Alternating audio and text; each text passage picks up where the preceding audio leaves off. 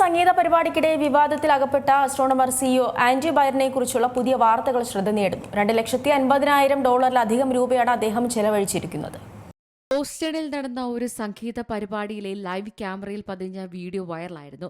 കോൾപ്ലേ സംഗീത പരിപാടിക്കിടെ ക്യാമറയിൽ പതിഞ്ഞ ദൃശ്യങ്ങൾ വേദിയിലെ ബിഗ് സ്ക്രീനിൽ പ്രദർശിപ്പിച്ചിരുന്നു. ഇതിലൊരു പുരുഷനും സ്ത്രീയും പരസ്പരം ആലിംഗനം ചെയ്ത പരിപാടി ആസ്വദിക്കുന്നതായിരുന്നു.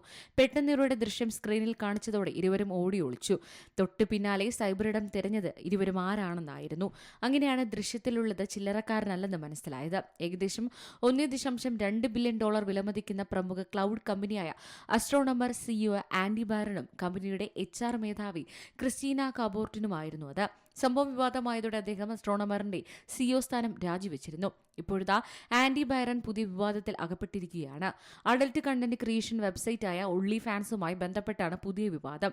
ഒൺലി ഫാൻസിലെ മോഡലുകളുമായി സല്ലപിക്കാൻ ആൻഡി $2,50,000 ചെലവഴിച്ചെന്നാണ് വിവരം. വീഡിയോ കോഡുകൾക്കും വേണ്ടി മാത്രമായി ചെലവഴിച്ചത് $40,000. ഇക്കാര്യങ്ങൾ പല പ്രമുഖ മാധ്യമങ്ങളും റിപ്പോർട്ട് ചെയ്യുന്നുണ്ട്. വീഡിയോ കോളുകൾ ക്രമീകരിക്കാൻ അദ്ദേഹം ഒരു ഹിഡൻ ഇൻസ്റ്റഗ്രാം അക്കൗണ്ട് ഉപയോഗിച്ചതായി ബൈറന്റെ ഭാര്യ മെഗൻ കെറിഗൻ പുറത്തുവിട്ട ചില സന്ദേശങ്ങളിൽ പറയുന്നുണ്ട്.